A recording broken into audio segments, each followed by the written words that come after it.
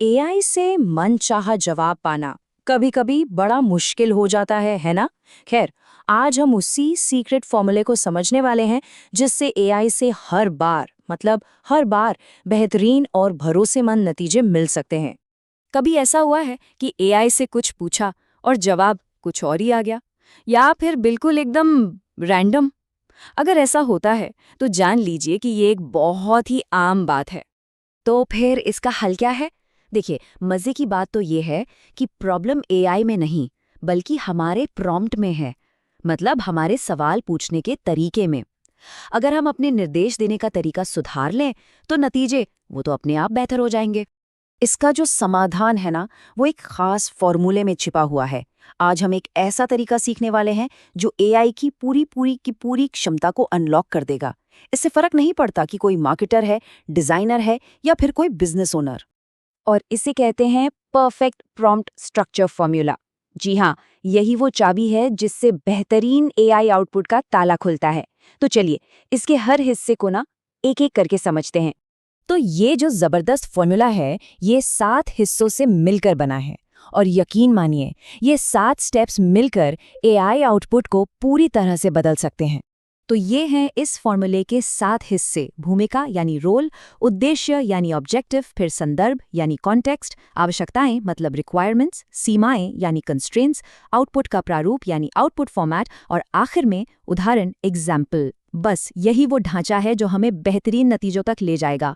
तो सबसे पहला और शायद सबसे जरूरी कदम है एआई को एक रोल, एक भूमिका देना।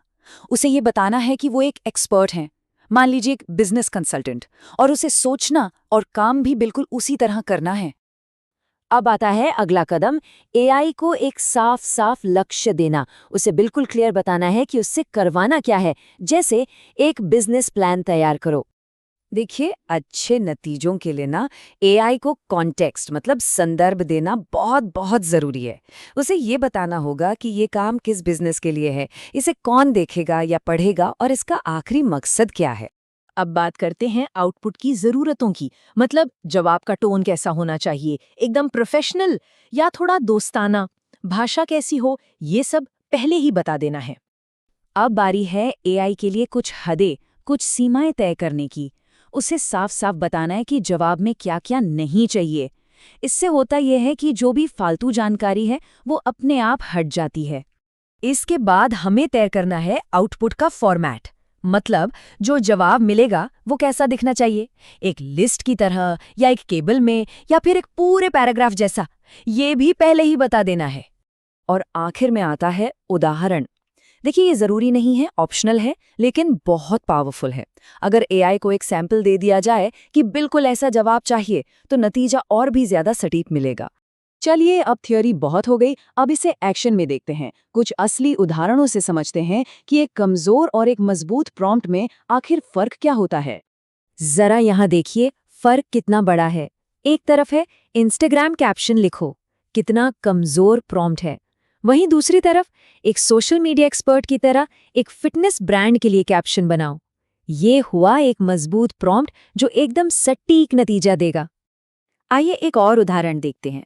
एक बिजनेस प्लान बनाओ कहने से सिर्फ एक जनरल सी जानकारी मिलेगी, लेकिन अगर हम कहें एक स्टार्टअप सलाहकार की तरह एक डिजिटल मार्केटिंग एजेंसी के लिए प्लान बनाओ, तो इससे एक प्रोफेशनल और काम का प्लान मिलेगा। अच्छा, अगर ये 7 के 7 हिस्से याद रखने में मुश्किल लग रहे हों, तो कोई बात नहीं, चिंता मत कीजिए। इसका एक गोल्डन रूल भी है, एक ऐसा नियम जिससे कम मेहनत में भी शानदार नतीजे मिल जाते हैं। और ये है 80% सुधार का नियम।